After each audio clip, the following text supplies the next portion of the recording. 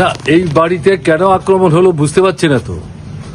কেমন না, আমাদের এই বাড়িটাকে কেন্দ্র করেই পার্টিটা জিরানি এলাকায়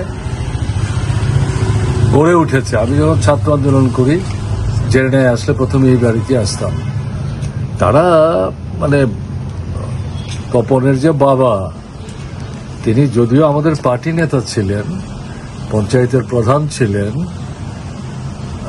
কিন্তু দল মতের ঊর্ধ্বে থেকে যারাই বিপদে আপদে পড়তেন তাদের সাহায্য করার জন্য পাশে দাঁড়াতেন। ফলে সব দলের সঙ্গেই মিলেমিশে চলবার চেষ্টা করতেন এবং সবাই তাকে পছন্দ করতেন, শ্রদ্ধাও করতেন, ভালোবাসতেন। তো হঠাৎ করে এই বাড়িতে কেন এই আক্রমণ করলো, এটা রাজনৈতিক উদ্দেশ্য প্রণোদিত। তো এটা আমি একটু বিস্মিতই হয়েছি। যাই হোক, আমি শুনলাম পরবর্তী সময় শাসক দলের নেতা বা কর্মীরা অনেকে এসছেন, তারা দুঃখ প্রকাশ করেছেন, এটা ঠিক হয়নি, ক্ষমাও প্রার্থনা করেছেন।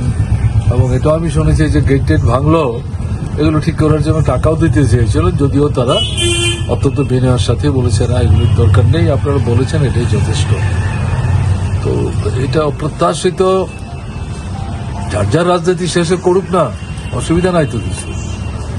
এই মারধর করার কি দরকার আছে? এটা তো যারা এই আক্রমণ করে নিজেদের মানে দলের শক্তি বাড়াবার চেষ্টা করছে, এটা তো তাদের আসলে দুর্বলতা।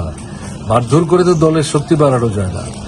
দলের শক্তি বাড়াতে গেলে নীতি, আদর্শ, কর্মসূচি, তার ভিত্তিতে আন্দোলন সংগ্রামের মধ্য দিয়ে না দলের শক্তি বাড়বে। এটা দুর্বলতার লক্ষণ।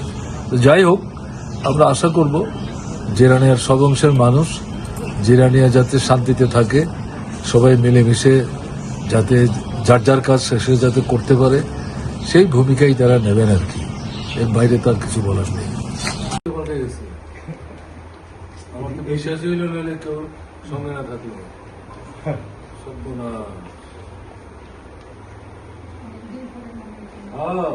অনেকদিন না বড় ইচ্ছা আগে, কিন্তু ইচ্ছা করে আসি নাই। ভিড় ভাড়টা আইতেছে, আমার তো ছবি তুলনের পুরো আকাঙ্ক্ষা নেই। চলে